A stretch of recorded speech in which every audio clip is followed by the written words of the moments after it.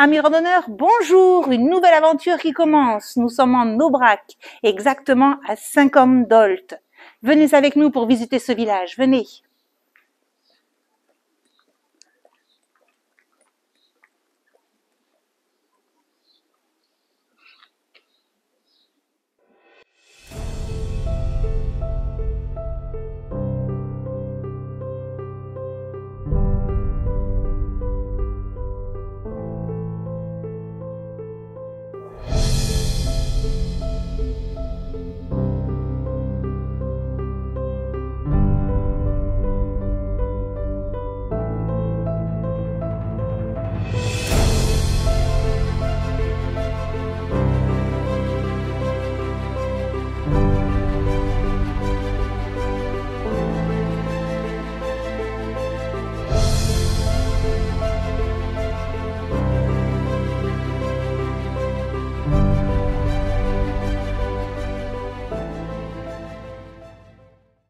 Nous avons posé Léo, notre fourgon aménagé, au camping de Saint-Côme-d'Olt et nous partons découvrir le village.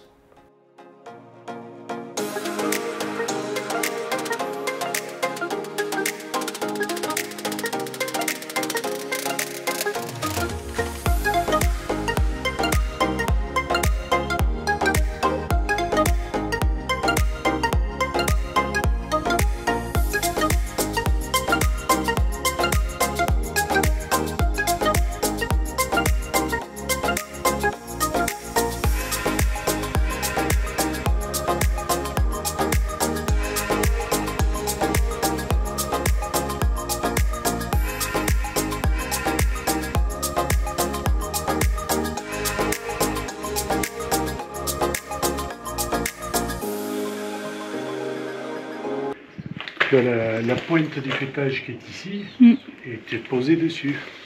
Oui, c'est pour les toitures, oui.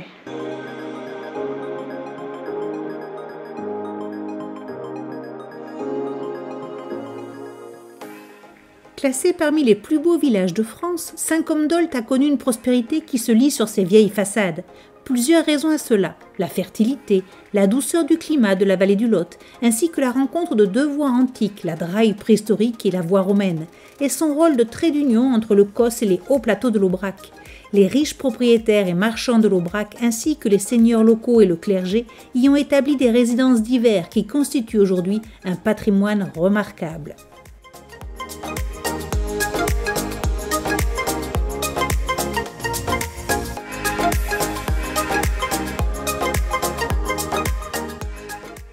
L'origine du nom de Saint-Côme résulte de la première église paroissiale. Cette église primitive, dénommée Saint-Pierre de la Bouisse, date du XIe siècle. Placée sur le chemin de Saint-Jacques de Compostelle, elle se doubla d'une petite infirmerie pouvant accueillir les pèlerins, fourbus, fatigués après la rude traversée de l'Aubrac. Cette vocation l'a mise sous la protection des saints patrons des infirmiers, Saint-Côme et Saint-Damien. C'est en 1521, lors de la construction de l'église actuelle, que le village prit le nom des deux saints patrons et le conserva. Cette église a été bâtie dans le pur style gothique flamboyant par Antoine Salvan, architecte du clocher de la cathédrale de Rodez. Le clocher tordu, tors ou flammé, tourne de gauche à droite sur ses 8 pans. Sa toiture en lauze abrite 7 cloches et culmine à 45 mètres.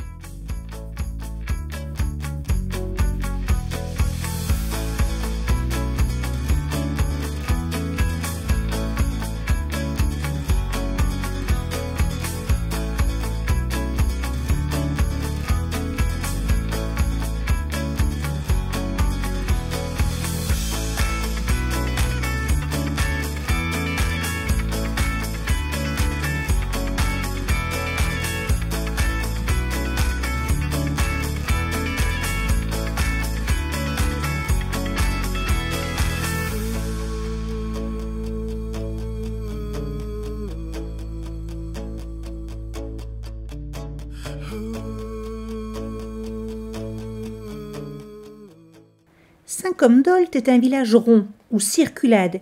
Il est bâti en cercle concentrique autour de l'église. Cette construction circulaire semble liée au symbolisme chrétien et aux impératifs de défense.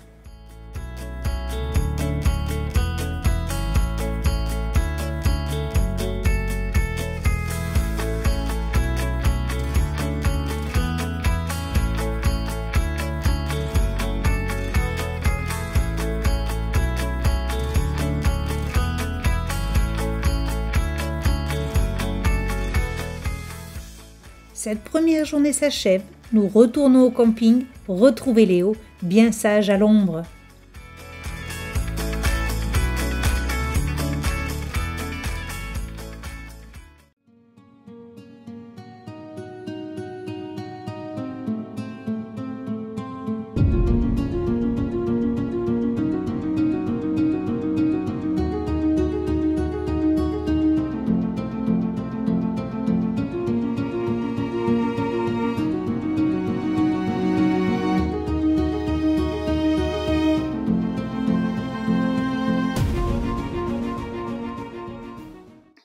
Amis randonneurs, bonjour! Aujourd'hui nous sommes basés à Castelnau-de-Mandaille et nous partons pour une balade d'une vingtaine de kilomètres en passant par le GR65, le fameux GR du chemin de Saint-Jacques-de-Compostelle, qui va nous faire descendre dans la vallée de l'Olt, vallée du Lot.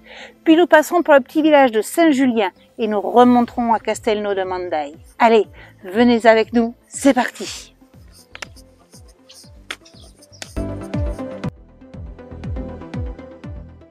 Tertre du petit cerf. La légende raconte qu'un cerf adulte et de petite taille s'approchait jusqu'aux abords du château sans aucune crainte. Il n'aurait jamais été abattu, malgré les nombreuses chasses seigneuriales de cette époque médiévale.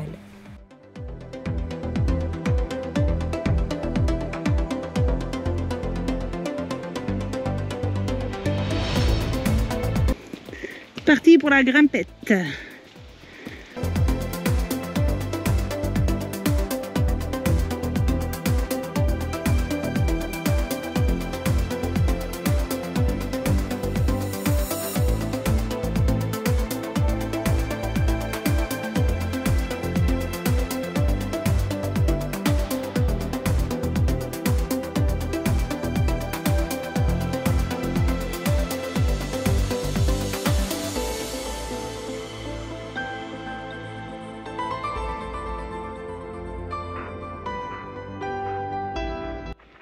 GoPro éteindre. GoPro éteindre. GoPro éteindre. GoPro éteindre.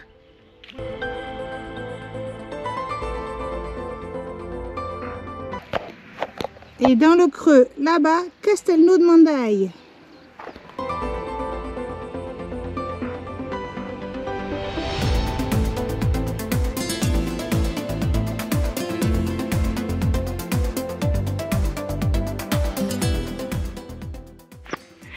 Qu'est-ce que c'est beau!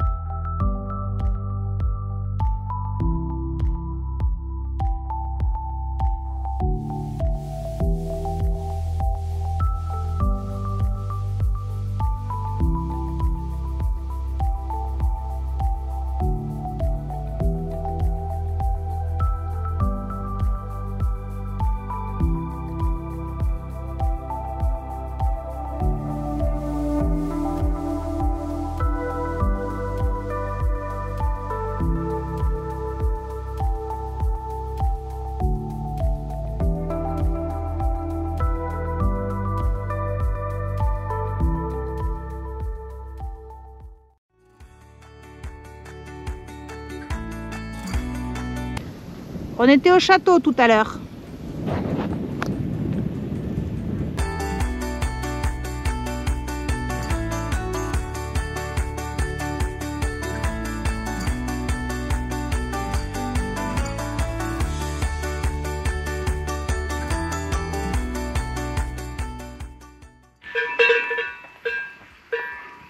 superbe, hein.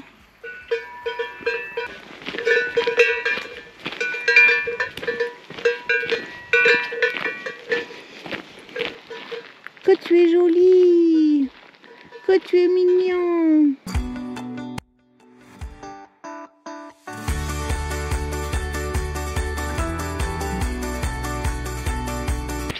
Et on redescend. Tranquille, tranquille.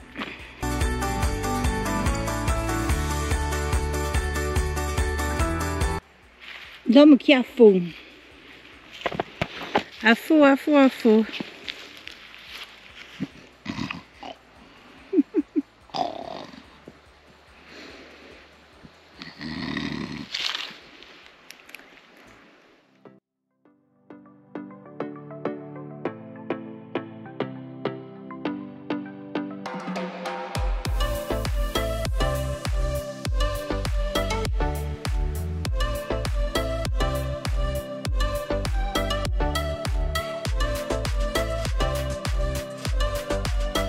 Ouais. Des châtaigniers amoureux, ouais.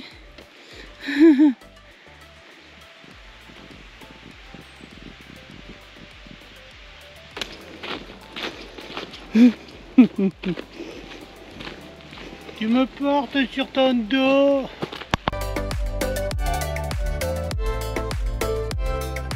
Village de 5 hommes.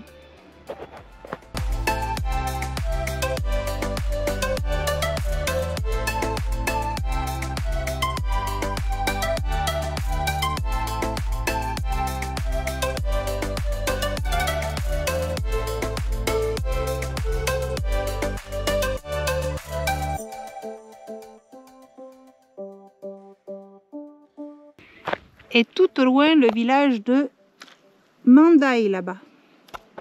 On vient de là, tac tac tac, et on repart par là.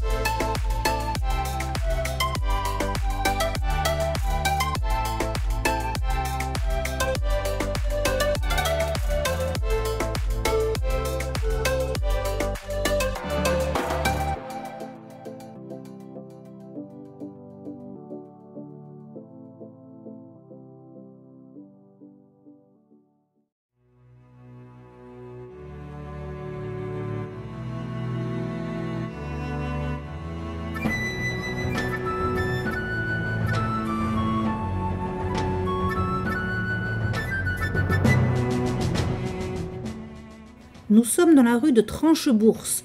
En ce lieu, plutôt désert, les malfaiteurs avaient tout loisir à détrousser les noctambules.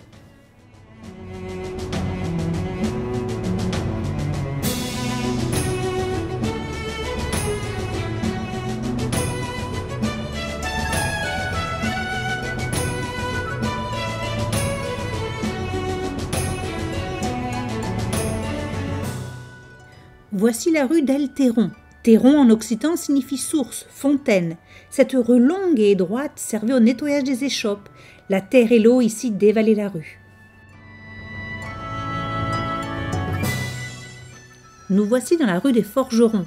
Aux ordres des seigneurs régnant sur Castelnau, les forgerons étaient les premiers artisans à avoir leur atelier sur place. Les forges rendaient d'innombrables services à tous. L'habileté des maîtres forgerons de Castelnau était très renommée. Voici la rue des Tamponnières. Ici, les fabricants de chausses ainsi que les tailleurs se trouvent plus retirés du centre des activités où règne beaucoup d'animation. Ils se trouvent dans le calme, loin de la poussière, de la chaleur des forges.